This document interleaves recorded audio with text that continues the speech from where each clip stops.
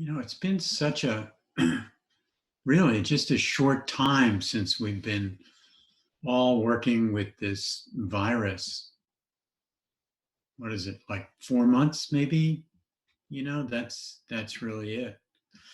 And if you think of the flow of information that you received over just these few months, remember remember back first it was, oh, there's no need to wear a mask. That's just for medical personnel. And then it was, oh, wait, change that. Everybody needs to wear a mask.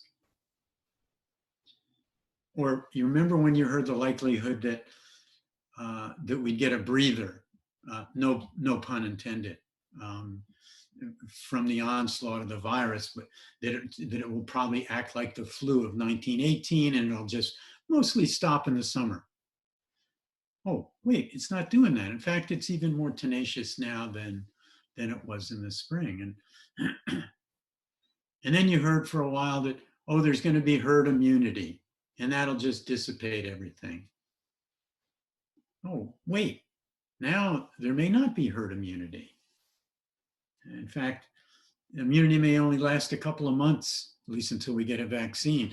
If you've had COVID-19 in a severe case, you'll get some immunity for a few months, it seems.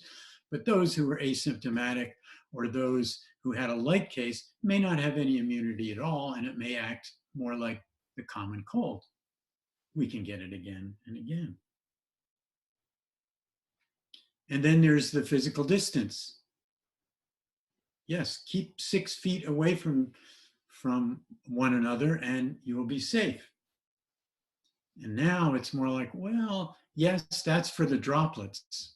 They hit the floor within a 6 feet radius, but then there's the aerosols that travel 10, 20 feet and get in the HVAC systems and makes it problematic to be indoors. And then there was the business about the young people. Remember that? Oh, young people don't seem to get this. They're, maybe they have some kind of immunity. But now it's like, oops, wait, and now they're being more infected than us older folks. And these shifting sands of information are from dedicated scientists. They're working tirelessly to try to give you accurate life-saving advice. And if you happen to listen to politicians, and I know most of you probably are not listening with them or listening with them with a grain of salt, with their kind of double speak, magical thinking, frankly, hogwash, you can get vertigo if you listen to too much of that. And so here we are, and you throw into that soup the racial situation, and actually a situation that's holding great potential. Maybe we're experiencing now a kind of racial come to Jesus moment in history. There's great possibilities in what's going on now in the interest. And then there's the economy. So many people are facing economic ruin. And there is that continued, accelerating, growing imbalance between the uber wealthy and the rest of us. And finally, just to top it all off, but not looking at that too much now, there's a lot of other things on the plate, but what you might call the big kahuna default program spinning in the background called climate collapse. So, I've been thinking about that. You put that all together, and it's certainly comparable in some ways. It may actually exceed the challenge of what has been called the greatest generation, when they endured the Depression followed by World War II. So with all these intersectional conditions swirling about, the question I'm playing with in terms of teaching is, what aspects of practice would be the most helpful to highlight? Now, I want to underscore that really all the teachings in the Buddha are beneficial, and if practiced, they all, in their own way, spiral into a deep healing, into an awakening, and the reduction of both human suffering and the environmental suffering.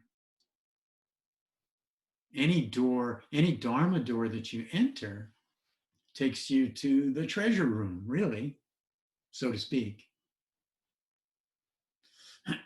But given the urgency of these times, I tasked myself to just pick a few aspects of practice that would be singularly helpful to most practitioners now. There's so much to choose from. The Buddha was a prolific teacher, 50 or so meditations and all different kinds of perspectives that we can grow into. So that's a continuing reflection for a teacher. And it's open to Dharma discussion, which is, more important than another. But where I've landed for now is the cultivation of equanimity. And by extension, I want to include one of the most powerful underpinnings of equanimity, which is the deep, and I mean this, the deep internalization of the impermanent nature of everything.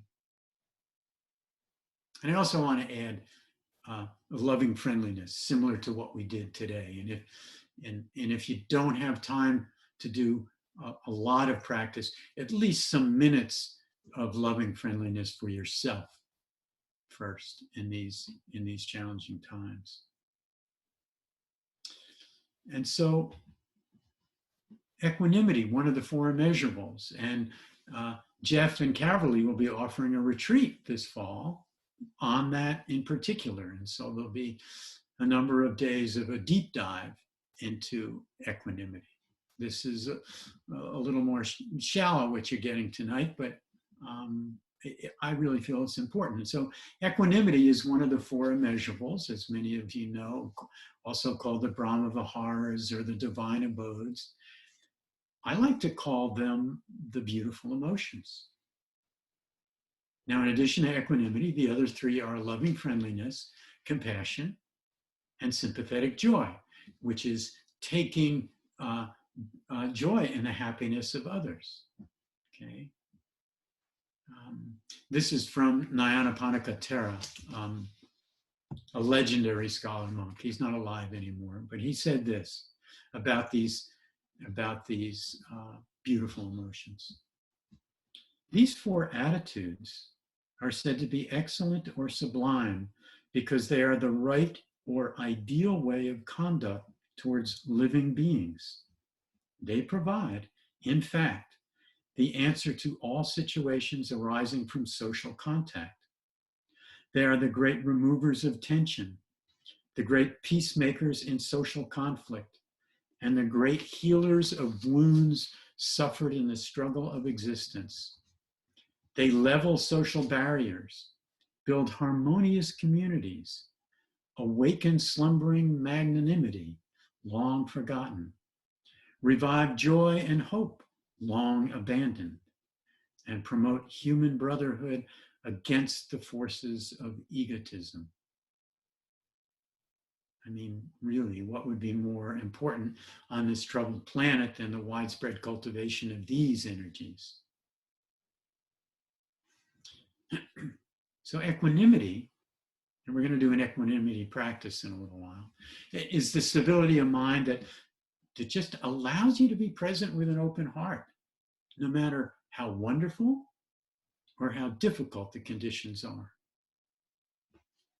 And the qualities of these other emotions, these other boundless, beautiful emotions, loving kindness and sympathetic joy and compassion, they actually stem from equanimity.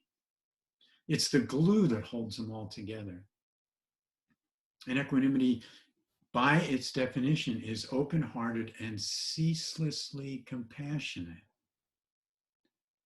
It is the ground for wisdom and freedom. And it's the protector of compassion in the sense that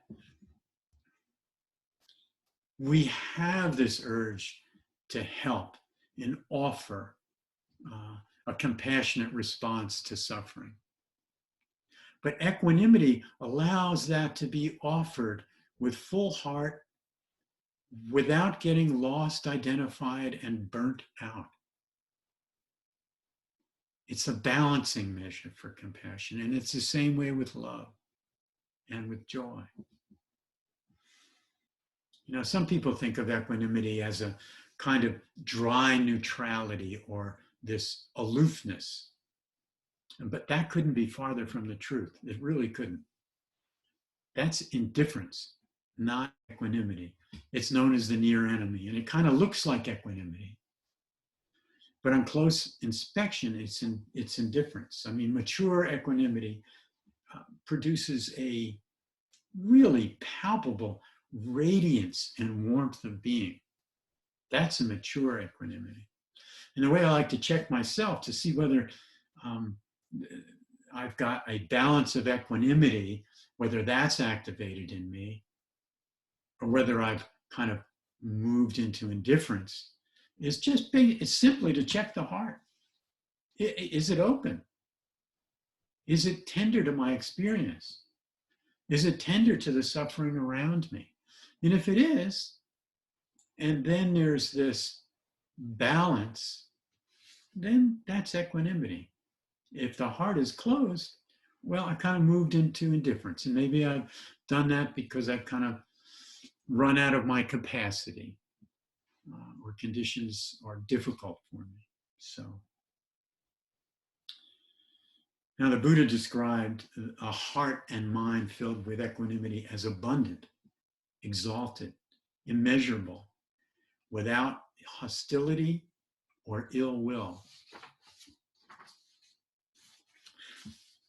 This is a story I like to tell to illustrate equanimity. And supposedly took place in the early 1700s in China. There was a young girl in a village who got pregnant. Her angry parents demanded to know who was the father. And at first she was resistant to confess. And then the anxious and embarrassed girl finally pointed to Hakuin, the Zen master whom everyone previously revered for living such a pure life. And when the outraged parents confronted Hakuin with their daughter's accusation, he simply replied, "Is that so?" And when the child was born, the parents brought her to Hakuin, who was now viewed as a pariah by the whole village. Any of the support for the monastery had mostly dried up. They demanded that he take care of the child since it was his responsibility. And his response, "Is that so?" As Hakuin said calmly, as he accepted the child. And so for many months, he took really good care, loving care of this child, until the young woman she just couldn't withstand the lie anymore. And so she confessed that her real father was a young man in the village and who she was trying to protect. The parents immediately went to Hakuin to see if he would return the baby. With profuse apologies, they explained what had happened. "Is that so?" said Hakuin as he handed back the child. I like that little story because it really demonstrates this quality of equanimity at a high level of refinement. It's steady, it's even, and it's compassionate. Hakuin demonstrated an astounding evenness in the face of hostility and blame. That's not so easy. I mean, you can feel the clean power of equanimity in this little story. It feels heroic without any ego push to it. Is that so? Now, each of you in your life have had moments where a difficult situation has arisen, really challenging, intense, and a feeling comes over you. Oh, I can handle this. I can deal with it. I can be with this. And you move through it with a calm acceptance of what is. And from that energetic, from the energetic of a calm, balanced acceptance, your thoughts, your words, your actions are more on point, they're more skillful. That's equanimity. That's your Hakuin potential, capacity. So as advertised in the little blurb for tonight, we're going to do a few practices. And I want to lead you in a short equanimity reflection. So if you would just settle back comfortably, close your eyes, take a few breaths.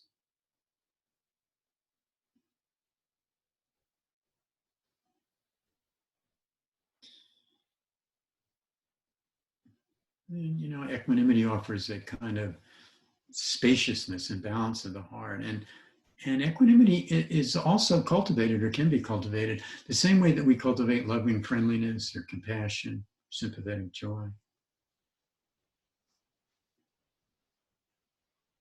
You can start to feel the balance in your heart in the midst of this life when you begin to accept that life is not in your control. We each play a small part in this mysterious, magical dance of creation.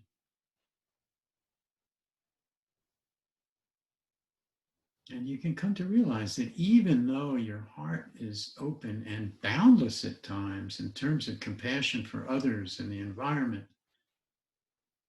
and you strive to alleviate the suffering in your families and in the world, there's still many situations you're really unable to have an effect in.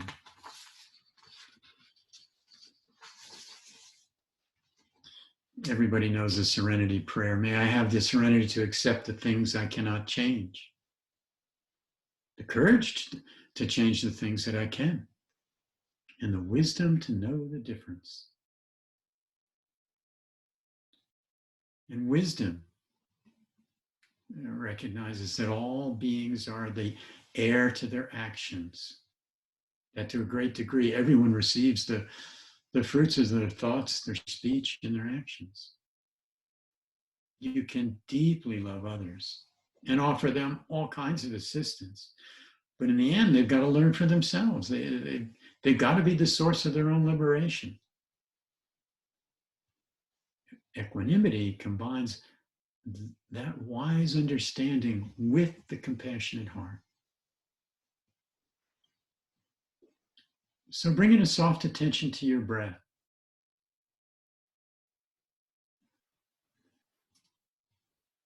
Maybe taking a few exaggerated breaths until your mind and body has a little greater ease.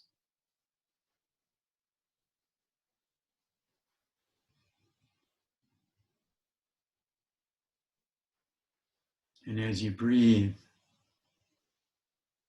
reflect a moment on the benefits of having a mind and a heart that has balance and equanimity, what that would be like. What a gift that would be to yourself, your loved ones, in the world. Balance and equanimity.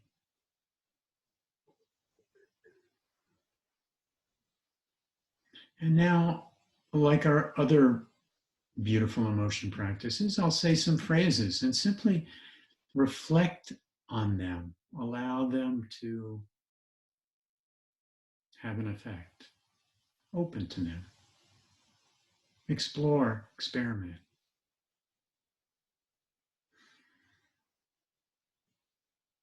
May I be balanced and at peace.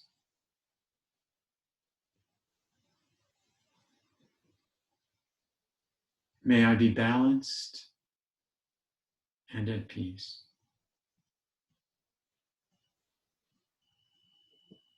Just the simple acknowledgement that all created things arise and pass away, joys, sorrows, pleasant and unpleasant events, people, all the things that people have built, structures, cities, all the life in our biosphere, even whole civilizations come and go.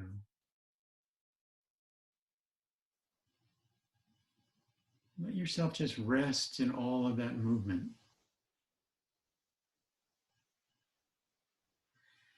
May I learn to see the arising and passing of all nature with equanimity and balance. May I be open and balanced and peaceful.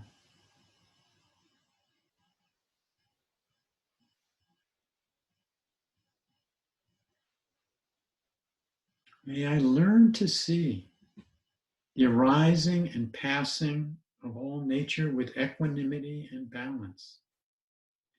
May I be open and balanced and peaceful.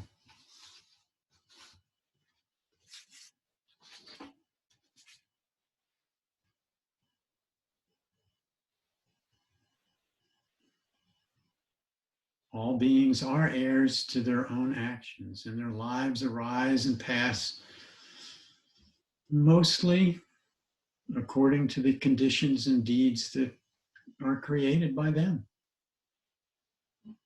And while you deeply love and care for others, in the end, their happiness and suffering depend on their thoughts, their speech, their actions.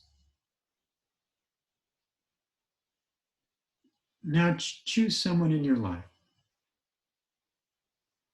Bring their image forward, a felt sense of them.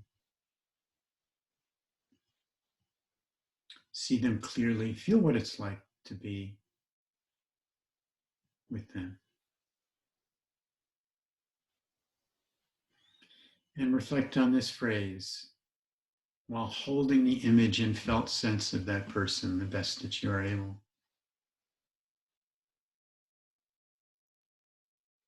Your happiness and your thoughts, speech, and actions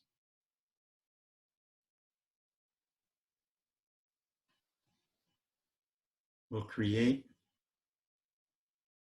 or reduce your suffering, and not my wishes for you. Your happiness and suffering depend on your thoughts, speech, and actions, and not on my wishes for you.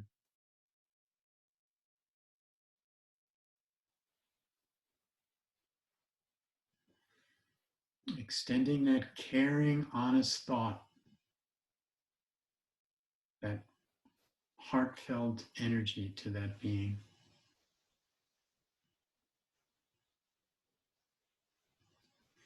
Your happiness and suffering depend on your thoughts, speech, and actions, and not my wishes for you.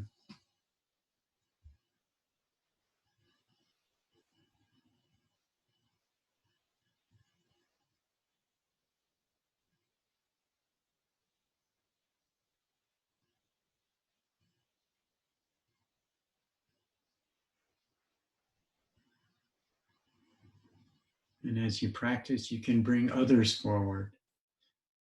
And you can bring them forward individually or in groups. So choose another, an individual or a group of people. Take a moment to bring them to mind and a felt sense of them.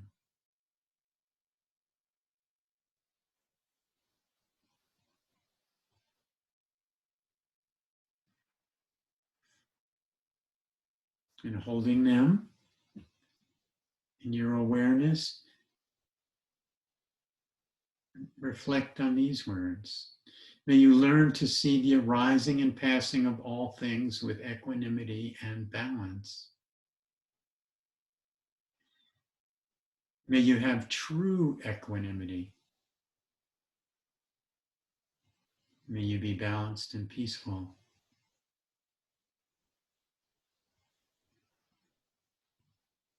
May you learn to see the arising and passing of all things with equanimity and balance. May you have true equanimity. May you be balanced and peaceful.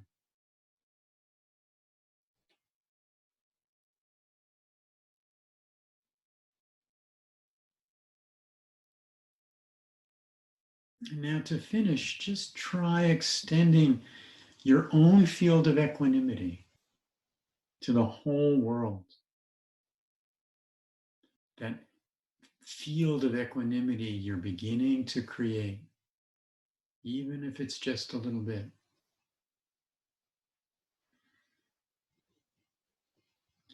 And reflect on these. May I bring compassion and equanimity to the events of the world. May I find balance and equanimity and peace amidst it all.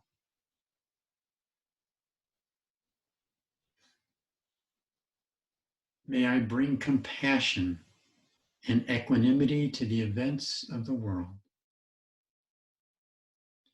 May I find balance and equanimity and peace amidst it all.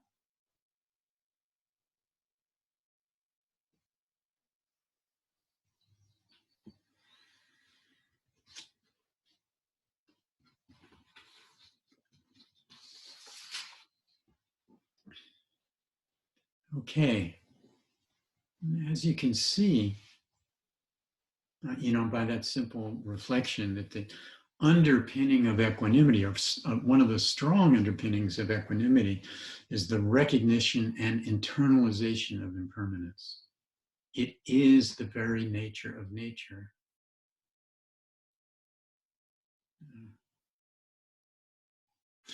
The Buddha called impermanence, or illustrated it as one of the three characteristics of existence. In FYI, another characteristic that we all share in existence is that when you get born, there will be the experience of unsatisfactoriness, stress, and suffering, at least intermittently, if you will. And of course, the caveat to that, as the Buddha taught it, is that there is a way out of suffering and that there is a path out of suffering. And finally, the third characteristic is that the nature of all this creation at its core is selfless and impersonal. Phenomena rolling on and on and on. But whatever of the three portals that we are inclined to spend time working with, impermanence, nature of suffering, nature of self, etc., they are three portals to awakening. They all are intertwined. And as a practitioner, we can put emphasis on one or the other, but they all get revealed in practice. I want to read you a poem that I like. And it's fun to reflect on this poem out in nature, especially. And it's by Shabkar, and he was a Tibetan monk who lived from 1781 to 1851, something like that. It's kind of a cute poem in some ways, but deep. Another day, I went out for some fresh air to a meadow covered with flowers. While singing and remaining in a state of awareness, I noticed among the profusion of flowers spread out before me one particular flower waving gently on its long stem and giving out a sweet fragrance. As it swayed from side to side, I heard this song in the rustling of its petals. Listen to me, mountain dweller. I don't want to hurt your feelings, but in fact, you even lack awareness of impermanence and death, let alone any realization of emptiness. For those with such awareness, outer phenomena all teach impermanence and death. I, the flower, will now give you, the yogi, a bit of helpful advice.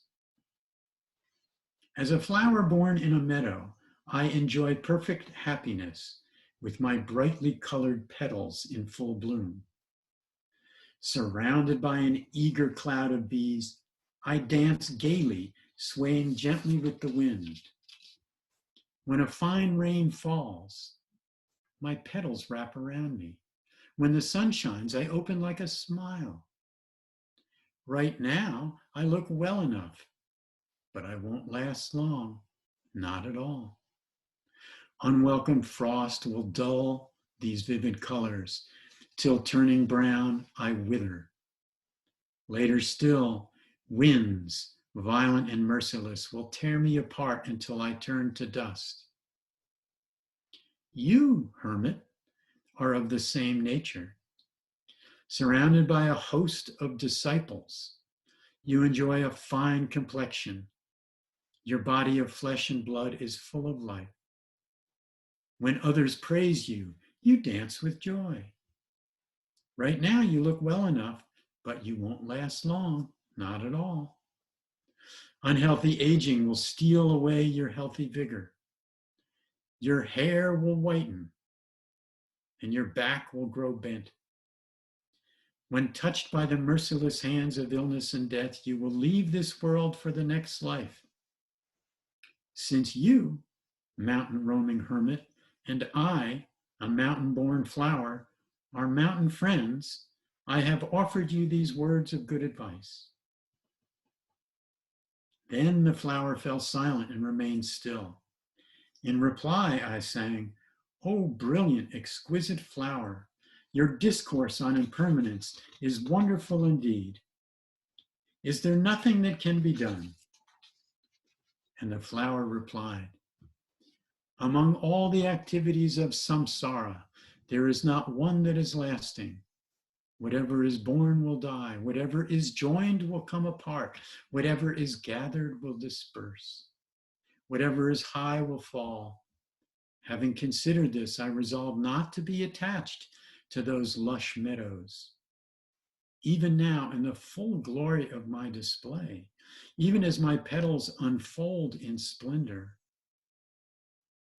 you too, while strong and fit, should abandon your clinging, meditate in solitude, seek the pure field of freedom, the great serenity."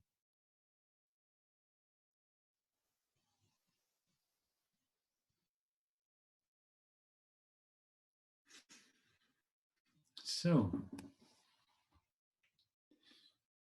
to support the enhancement of equanimity, a deep resonance with impermanence is essential. And as Bhikkhu Analayo, that really terrific German-born monk practitioner, sums up the whole meditation practice, the teachings of the Buddha, and I mentioned him before. He does it with 4 words: keep calmly knowing change. Keep calmly knowing change. There is refuge, comfort, and a significant reduction of fear when you begin to truly internalize impermanence. As a way to this end, for almost 20 years, I practiced the Buddha's 5 daily recollections. He offered them to his students as a way to temper the natural arising of fears around survival. And as I practiced them, they continue to reduce my fear, continue to deepen my direct experience of the truth of nature, the truth of the way things are. We don't have time tonight to do that practice, but I'll just read them to you. And the way that I practice them is I reflect on one of them, maybe all of them. Maybe I'll do one of them for a period of time. And so they're very simple. The first one is, I am of the nature to age and decay. I have not gotten beyond aging and decay. And I might picture myself even older than I am, you know, more feeble than I am, etc. And the second one is, I am of the nature to be sick and injured. I've not gotten beyond sickness and injury. And so I might reflect what it's like to be treated by a doctor or somebody and being sick, etc. And the third one is, you can guess if you don't know already, I am of the nature to die. I have not gotten beyond death. And the fourth one, actually my favorite, I probably practice this one more than anything else of these. Everything dear and delightful to me will change and vanish. And the fifth one is a little change of pace, and it has to do with cause and effect, karma. I am the heir to my thoughts, speech, and actions. I'm supported by my thoughts, speech, and actions. I'm related to my thoughts, speech, and actions. Whatever I think, say, or do, that I shall inherit. So it's not a grim practice at all. And it kind of brings up the resolution of preciousness. The loved one that we see, it may be the last time that we see them. So pay attention, be present, not be running what you're going to do next or tomorrow or whatever. Be present. It's all so precious. I want to end this evening with maybe it's my favorite chant, actually, and it's a chant that's done at the end of the day in many Buddhist monasteries throughout the world. And it goes like this. I'll say it in Pali, and then I'll give the English translation. It's very short. Anicca vata sankhara upadewa yadamino upajitva nirjanti tesum vupasamo sukho. All conditioned things are impermanent. They arise and pass away. Understanding this deeply brings the greatest happiness, which is peace.